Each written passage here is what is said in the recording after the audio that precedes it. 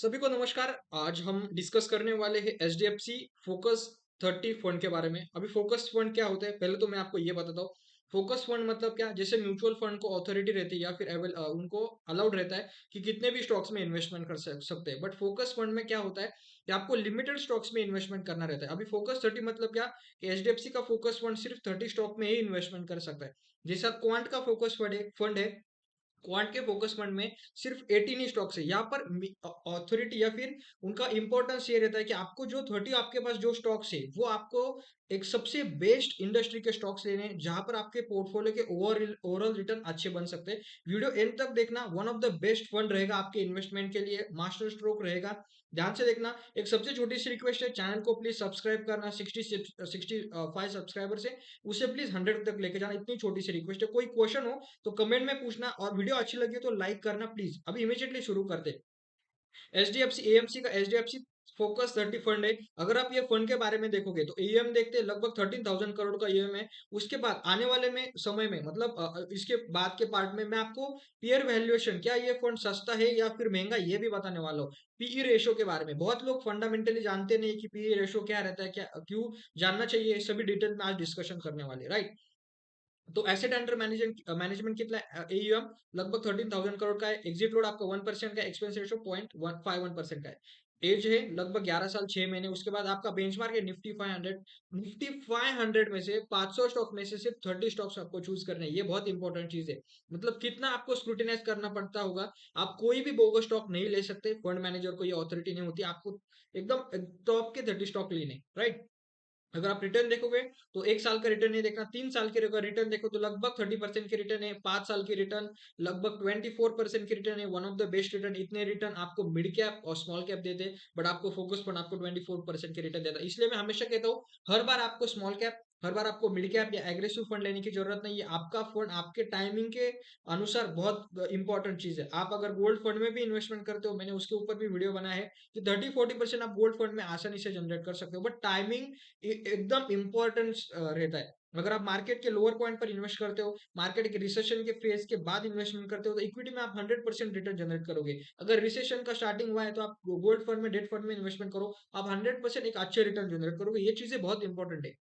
Investment में सही समय पर सही इंस्ट्रूमेंट, सही जो कैटेगरी है वहां पर इन्वेस्टमेंट करना बहुत जरूरी है, तभी आपके रिटर्न्स अच्छे से बन सकते हैं, राइट। तो 10 साल का अगर रिटर्न देखें तो लगभग 16% का सीएजीआर, नॉट अ बैड। अगर आप 10 साल से 16% के सीएजीआर पर चल रहे हो तो आप बहुत अच्छे से रिटर्न जनरेट कर पा रहे हो, राइट। इक्विटी का प्रोपोर्शन है लगभग 87% का। उसके बाद 12% का कमोडिटी में इन्वेस्टमेंट है। लार्ज कैप अगर देखें तो लगभग 70% का लार्ज कैप में इन्वेस्टमेंट है। ICICI bank, HDFC bank, axis, Cipla. अभी डिटेल में देखने वाले हैं, आपको यहाँ पर एनालिसिस का पता चल जाएगा। 31 स्टॉक है, ये 30 हो जाएगी। एक स्टॉक कोई भी वो बेच देते हैं, अलाउड होता नहीं है। तो आपके जो 10 स्टॉक है उनमें 53% का इन्वेस्टमेंट है। अभी सबसे इंपॉर्टेंट, अभी ये 30 स्टॉक कौन से, ये आपको जानना बहुत जरूरी है, क्योंकि कितना स्क्रूटिनाइज किया होगा फंड मैनेजर ने कि कौन सा फंड लेना है, क्यों लेना है, क्योंकि अलाउड तो 30 है, ज्यादा नहीं है। तो सबसे टॉप पर आता है ICICI bank, one of the best financial banking segment में। HDFC bank, Axis bank, Cipla है, एचएल टेक्नोलॉजी है। आईटी सेक्टर में एचएल टेक्नोलॉजी ने बहुत अच्छे रिजल्ट दिए। कोटक महिंद्रा बैंक है, एसबीआई लाइफ इंश्योरेंस है, Bharti Airtel, state bank of India, Bosch, Apollo hospital, Metropolis health care, Piramal pharma, Infosys IT sector. फिर आता है Prestige state, Hindustan Aeronautics, Maruti Suzuki, Sapphire foods, Crompton ग्रेवेस। उसके बाद आता है आपका Karur Vysya bank, doctor Reddy laboratories, tech Mahindra, Avalon technology. अभी आपका 11% की होल्डिंग है। यहाँ पर आपको सबसे इंपॉर्टेंट ध्यान में रखने वाली चीज है आपके सेक्टर में, हर रोज सेक्टर के बारे में, क्योंकि हर सेक्टर के जो क्वार्टरली रिजल्ट है उनका हम वीडियो क्रिएट करते हैं। वो वीडियो आपको 100% देखना चाहिए। मतलब 10 में से अगर मैं बताऊं तो एक जन देखेगा, बट अगर जिसने भी वो वीडियो देखा, आपको पूरे सेक्टर का पता चल जाएगा कि करंट सिनारो में, करंट क्वार्टर में सबसे अच्छा सेक्टर कौन सा है और वहां पर कौन सा इन्वेस्टमेंट करना चाहिए। मैंने आपको 4-5-6 दिन पहले कहा था कि आईटी सेक्टर में इन्वेस्टमेंट करो।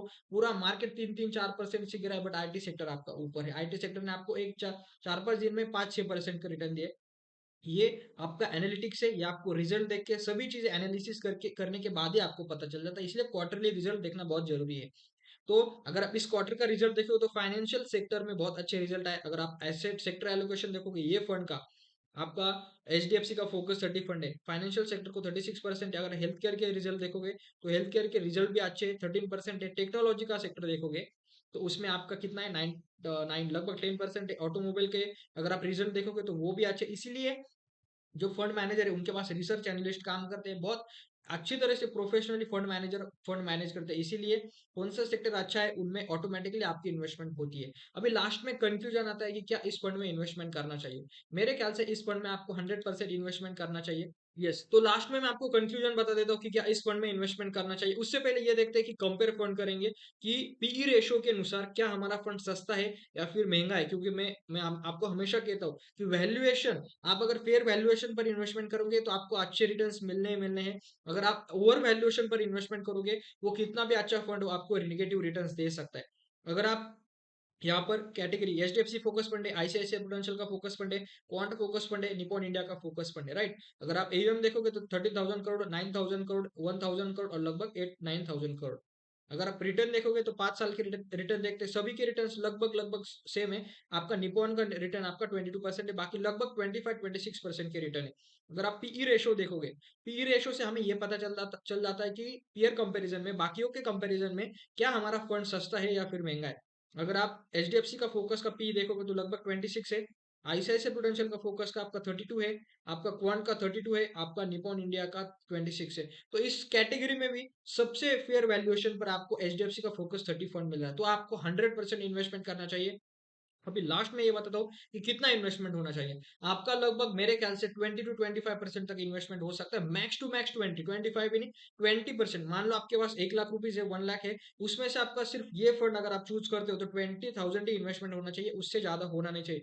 मिनिमम आप कितना भी कर सकते हो, 5,000, 10,000, 15,000, 12,000, 13,000, कितना भी कर सकते हो, बट 20% के ऊपर आपका प्रोपोर्शन जाना नहीं चाहिए। क्योंकि मैंने इसको ज्यादा क्यों प्रोपोर्शन का, मैं हमेशा 10%, 15% कहता हूँ।